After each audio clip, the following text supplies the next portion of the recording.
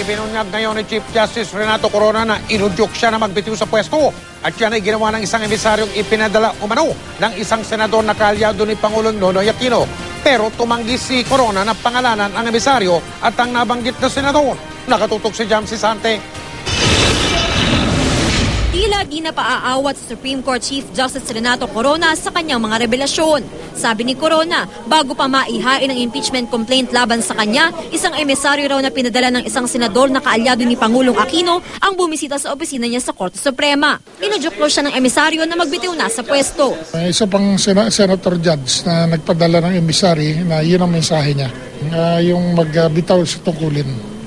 Tumahimik lang ako doon kasi hindi ko naman gustong i-dignify kasi alam mo kasi at that time medyo tensyonado na yung sitwasyon. Tumanggi si Corona na pangalanan ng emisaryo at ang nabanggit na senador. Kahapon, sinabi rin ni Corona na kinausap siya ng LP Senator na si Senator Teofisto Guingona III matapos manumpa ni Pangulong Aquino bilang presidente. Tungkol sa posibilidad na magkakaroon daw siya ng term sharing kay Associate Justice Antonio Carpio. Sa term sharing daw, nagre-retiro ng mas maaga si Corona at si Carpio na ang tatapos ng termino niya. Hindi na pumayag si Corona sa alok. Ang retirement age ng Chief Justice ay kapag tumungtong na ito sa edad na 70 years old. Si Corona ay may termino na hanggang 2018. Mas mahaba pa kaysa sa termino ni Aquino na hanggang 2016 lang. Hindi naman itinanggi ni Guingona na minsang inimbitahan niya si Corona sa isang social visit at di raw napag-usapan ang tungkol sa term sharing. Well, it was a social lunch. Hi, hello, how are you and all that stuff.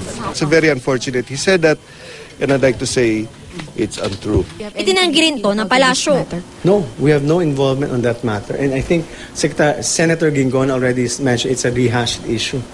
Pero pinanindigan ni Corona ang revelasyon niya kahapon. Pagbuhat nung siya'y pumasok sa politika, I've lost touch with him. So parang hindi naman yata reasonable na maniwala na after all these years, all of a sudden, tatawag siya, mangungumbida ng lunch para hi and hello lamang. Matapos ng kanyang panayam sa isang radio station kaninang umaga, binuweltahan ni Corona ang mga kaalyado ng Pangulo tulad ni DOJ Secretary Laila De Lima na nagsabing hindi dapat nagsasalita sa media ang punong mahistrado. Bakit pag sila pwede? Ba't ako hindi pwede?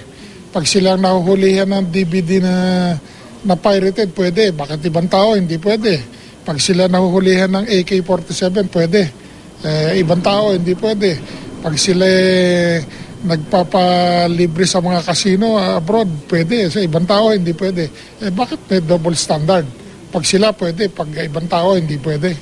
Sa Lunes, magsisimula magpresenta ng testigo at ebidensya ang defense panel. Bagamat handa raw si Corona na humarap sa impeachment court, nasa mga abogado daw niya ang pinal na desisyon.